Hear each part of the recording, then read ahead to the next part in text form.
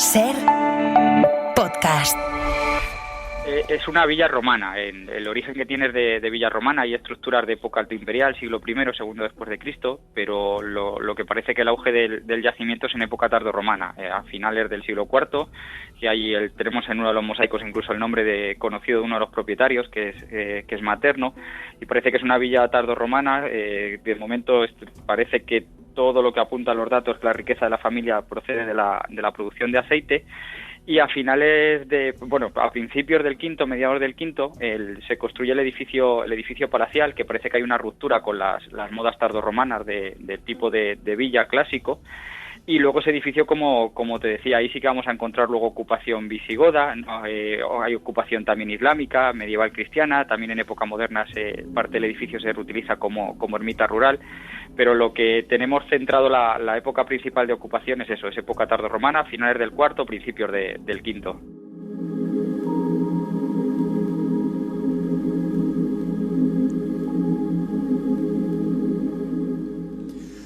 Escuchábamos a Rubén Pérez, arqueólogo, en una entrevista que hicimos en este programa, en Ser Historia, en el número 342, a través de los podcasts de Ser Podcast. Ahí podéis escuchar la entrevista completa. Fue una entrevista que hicimos hace 10 años, ahora, 2015, hablando de Carranque. Yo Carranque lo conocí siendo director de Revista de Arqueología. Publicamos un artículo en portada. Ya en aquella época era pionero, ¿no? Todo el trabajo que se estaba haciendo aquí de reconstrucción en 3D. Estamos hablando, ahora nos parece todo muy, muy cotidiano, muy normalizado, ¿no? Pero hace más de 20 años muy pocos proyectos, ¿no? Habían incorporado este tipo de recreaciones para dar a entender, ¿no? Y tener en la cabeza cómo es la reconstrucción de un emplazamiento de este tipo, pues con la riqueza, ¿no? La propia riqueza a partir de los vestigios que han llegado hasta nosotros. En los próximos minutos aquí de Ser Historia vamos a hablar con Virginia García. Ella es catedrática de Arqueología de la UNED y también está a cargo de la dirección científica de este parque arqueológico. Virginia, bienvenida a Ser Historia. Muchas gracias. Virginia, lo primero, hemos estado hablando durante todo el programa de villas romanas, de Materno, que lo tenemos aquí, que se nos está cayendo cada 2x3 con uno de los perretes, la Oca y su mujer. Si tuviéramos que definir una villa romana, ¿cómo podríamos definirla brevemente? Pues una villa romana es muy fácil de entender si pensamos, por ejemplo, en fincas, en quintas o en cortijos, ¿no? Uh-huh. Eran los principales centros de explotación del territorio fuera de la ciudad y que se encargaba de extraer los recursos agropecuarios, en el caso del territorio, ¿no? Como el que nos ocupa de Carranque. Estaban formadas por lo que son los dominios, las tierras, también podía estar incluidos bosques, pastos, y dentro de estos dominios, que podían ser de enorme envergadura, seguramente el de Carranque de esta época tardorromana sería enorme en dimensiones, con centenares de hectáreas, y podían ser fincas mucho más modestas, ¿no? También. Dentro de estos grandes dominios había estructuras, los aedificia. En el caso de Carranque conocemos muy bien parte de estos aedificia, que es la casa de Materno, que es la vivienda del propietario y de su familia en este sentido extenso, y también tenemos conocimiento de una serie de estructuras que tienen que ver con la parte rústica, con las labores agrícolas de explotación del territorio, de fabricación. Conocemos bien, afortunadamente, gracias a algunas excavaciones que realizamos en el año 2007 y 2008 y de los estudios que pudimos hacer, la parte de elaboración fundamentalmente de aceite, una almazara. También conocemos puntualmente se elaboró vino, una bodega, pero hay muchísimas otras estructuras vinculadas pues con el almacenaje del cereal, con las labores de reparación de los instrumentales agrícolas, etcétera. Es una unidad, yo creo, desde el punto de vista arqueológico, muy válida para conocer la economía, ¿no? O sea, la economía, la vida cotidiana, la religiosidad, salvando todas las distancias, con todas las comillas del mundo. Sabemos que en algunos también hay necrópolis, o sea, es una especie de ciudad-estado, ¿no? Dentro de lo que es la Hispania romana de aquella época. Este tipo de villas permiten todo eso, ¿no? Un registro de conocimiento de muchos estratos diferentes de la cultura, ¿no? Sí, son centros que nos permiten tener un enorme conocimiento de la historia romana, ¿no? Está por una parte el mundo urbano tan rico y tan interesante, y el mundo rural, que al fin y al cabo era la mayor parte del territorio. El territorio se explotaba no solo a través de las villae, hay otros muchos tipos de asentamientos que no siempre fueron villas, ¿no? En el caso de Carranque fue una villa. Entonces es verdad que nos permite conocer una parte fundamental, que es el de la propia explotación, la dedicación agropecuaria, en el caso de villas que están cerca del mar, también la explotación de los recursos marinos. Tenemos que pensar que pudo haber incluso canteras de explotación de la piedra con la que se pudo construir los propios edificios o incluso exportar o comercializar esa piedra. Era autosuficiente de alguna forma. Efectivamente, en lo que aspectos. Se trata las villas, tal y como nos dicen aquellos escritores, los agrónomos especialistas en el trabajo del campo, por ejemplo Barrón, Catón, Columela. Uno de los elementos esenciales de las villas es que tenían que ser autosuficientes, producir para mantenerse y a su vez también producir para comercializar con los productos de la tierra. Uh-huh. Si nos quedamos con esa vida cotidiana, el protagonista, ¿no? O uno de ellos, porque ahora me responderás, Virginia, si me equivoco, ¿no? Yo no sabemos si, no lo sabemos, si tuvo a lo largo del tiempo, cuál es la distancia cronológica, ¿no? Cuánto duró esta villa, si tuvo uno o más dueños. Sí que conservamos, ¿no?, un nombre, el de Materno, que aparece en uno de los mosaicos a la entrada de la villa.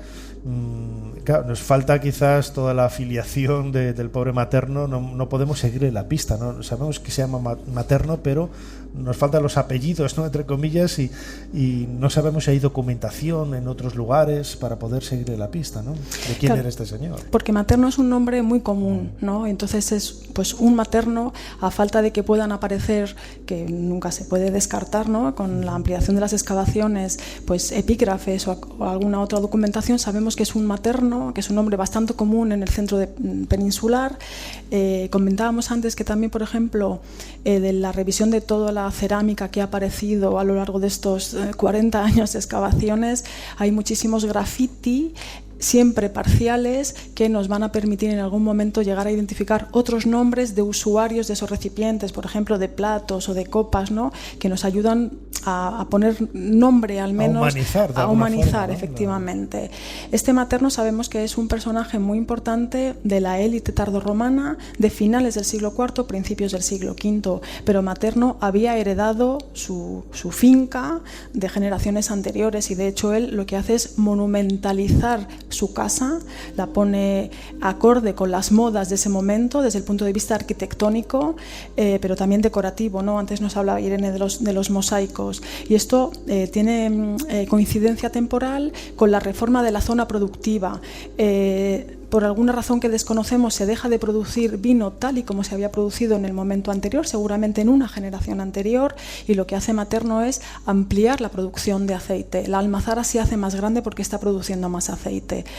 Esta almazara, que tiene un origen a mediados del siglo IV, a su vez se construye sobre estructuras previas que conocemos y que seguramente podemos fechar desde el siglo III o incluso anterior. Es verdad que en arqueología hablamos de siglos, pero estamos hablando de muchas generaciones, ¿no? Seguramente, quizás, a lo mejor, no tenemos constancia quizás de una misma familia que se va enriqueciendo y que seguramente en un proceso que conocemos bien para otros territorios, sobre todo en Italia, en un proceso de concentración de la propiedad agraria, que uno se va enriqueciendo y va comprando las fincas de los alrededores, convirtiéndose en unos dominios enormes, que en el caso de Carranque, en la antigüedad, tendría no solo la casa de Materno, sino sobre todo en el edificio palacial, que es un edificio realmente espectacular, que es hoy día difícil de comprender porque tenemos muchas fases, desde la época tardorromana, la ocupación tardoantigua, visigoda, emiral, la ocupación medieval cristiana, y es verdad que para unos ojos que no son expertos pues es muy complicado, ¿no? Pero el edificio realmente significativo en el caso de Carranque históricamente es el edificio palacial,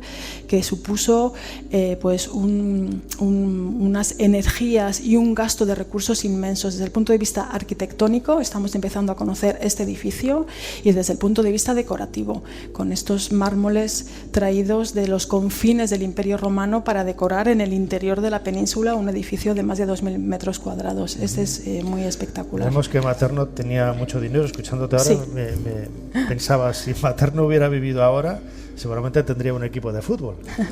Tendríamos un equipo de fútbol aquí en Toledo, ¿no? Pero bueno, bromas aparte, Virginia, siguiendo un poco con esa vida cotidiana, claro, a simple vista lo primero son los mosaicos, pero tú lo decías ahora, ¿no? Ha aparecido cerámica, ha aparecido otro tipo de objetos materiales que nos acerca un poco a la vida de esas personas. Ahora te preguntaré por los esclavos, siervos que pudiera haber en la villa, pero esos objetos implican un poco y humanizan, ¿no? el yacimiento, ¿no?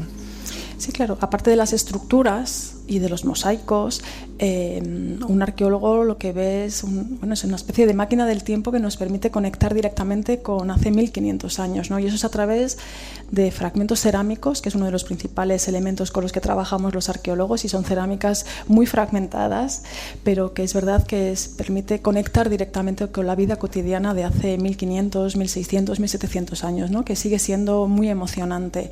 La cerámica, como digo, es el material más abundante en un yacimiento romano. En el caso de Carranque llevamos pues en los últimos años un estudio junto con Raúl Aranda, que es codirector del yacimiento conmigo, un estudio sistemático de toda la cerámica recuperada en la etapa en la que yo soy codirectora desde el año 2004, pero toda la etapa anterior llevamos más de 200.000 fragmentos cerámicos estudiados, que tienen una enorme capacidad de información, ¿no? Tecnológica, de cómo se construyeron, contextual, cuando existen contextos de uso, de las formas, pero luego dónde estaba Carranque inmersa en los circuitos comerciales en la antigüedad. A Carranque llegaron materiales, y lo sabemos fundamentalmente por las cerámicas, también los mármoles, los marfiles, pero llegaron, por ejemplo, cerámicas desde el siglo I después de Cristo, de la zona de Tricio, que era una de las principales zonas productoras de la vajilla sigilata, ¿no? Que es la vajilla de mesa por antonomasia de los romanos, también de la Bética, de la zona de Andújar, seguramente de Caesaraubriga, de la actual Talavera de la Reina, del sur de la actual Francia, de Campania. Llegó vino campano en el siglo III, aceite de la Bética también en el siglo II, III, ya en el siglo IV sabemos que llegaba, y todo esto a través de los recipientes cerámicos. Llegó aceite, a pesar de que se fabricaba aceite en Carranque, llegó aceite a finales del siglo IV procedente de de almazaras de Túnez, porque ahí se envasó el aceite y llegó hasta Hispania, incluso de Palestina. O sea que es un fósil director que nos da una información valiosísima de las rutas comerciales en las que estaba inmersa Carranque a finales del siglo IV y principios del V, que es el momento de mayor, no me gusta mucho utilizar la palabra esplendor, pero sí de mayor florecimiento de esta villa, que fue un centro de poder destacadísimo, desde luego. Y en el sentido contrario, ¿habéis encontrado fuera en otros lugares de la península o incluso en Europa, en el norte de África, donde tenía también su dominio Roma en aquella época, algunos referencias, algunos vestigios que pueden decir, pues esto viene de una producción de Carranque? ¿Se conoce? Estoy preguntando, si ellos exportaban. No, porque Carranque era un centro fundamental, autosuficiente, lógicamente, pero era un centro sobre todo consumidor de bienes de lujo en estos momentos, ¿no? Sabemos que Carranque produjo aceite, como estamos diciendo, pero hasta ahora lo que conocemos por las estructuras de la almazara, sabemos que produciría seguramente para un ámbito regional, no mucho más allá. En esta revisión de todos los materiales cerámicos que estamos haciendo, pues nos hemos encontrado con la sorpresa de hallar varios fragmentos de moldes de sigilata, que es esta vajilla de mesa que se hacía a molde, una parte de ellas, ¿no? Decoradas. Bueno, pues 2 trocitos o 2 fragmentitos de molde nos permite saber que en Carranque también se fabricó sigilata, que por ahora creemos que sería en un ámbito muy local o regional. Carranque a finales del IV es sobre todo un centro consumidor de mobiliario de mármol, de mármoles impresionantes de Egipto, de Grecia, de la actual Anatolia de Turquía, del norte de Túnez y también de la península ibérica. Era un sitio verdaderamente impresionante. A mí me gustaría mucho tener esta máquina del tiempo que habéis utilizado. Luego te la prestamos. Ay, luego pues te la prestamos. Claro que mucha sí, ilusión. para que puedas hacer el viaje en el tiempo. Se llevan 4 décadas trabajando. Imagino que las excavaciones pues son interminables, ¿no? Nunca en un yacimiento de este tamaño y de esta importancia nunca se llega al final, ¿no? Pero queda mucho por hacer. Habéis sacado quizás lo más importante, es la villa, ¿no? Los grandes mosaicos, pero imagino que quedará mucho por hacer, ¿no?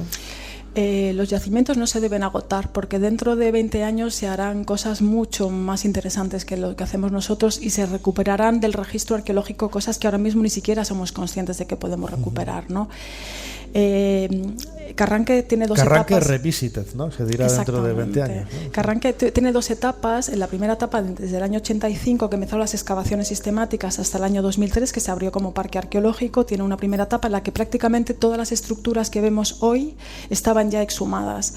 Y desde el 2004, que es cuando yo tengo responsabilidad, lo que hemos ido haciendo es intentar hacer excavaciones puntuales para intentar determinar la secuencia de ocupación del yacimiento, que no solo es una villa romana, sino que también es un yacimiento con una ocupación visigoda muy importante, también una ocupación emiral, también muy destacada, tiene una ocupación medieval cristiana y moderna. Entonces esto es a base de una serie de sondeos y de excavaciones muy puntuales, que esperemos, y sobre todo con el torculario, ¿no?, al que ya he hecho antes mención, pero que esperemos que en algún momento podamos ampliar alguna zona en la que podamos establecer una estratigrafía y algunos elementos que todavía desconocemos, poder detectarlos, ¿no? Pero queda mucho por hacer, y yo espero que haya muchas otras generaciones de arqueólogos que se ocupen de Carranque en el futuro.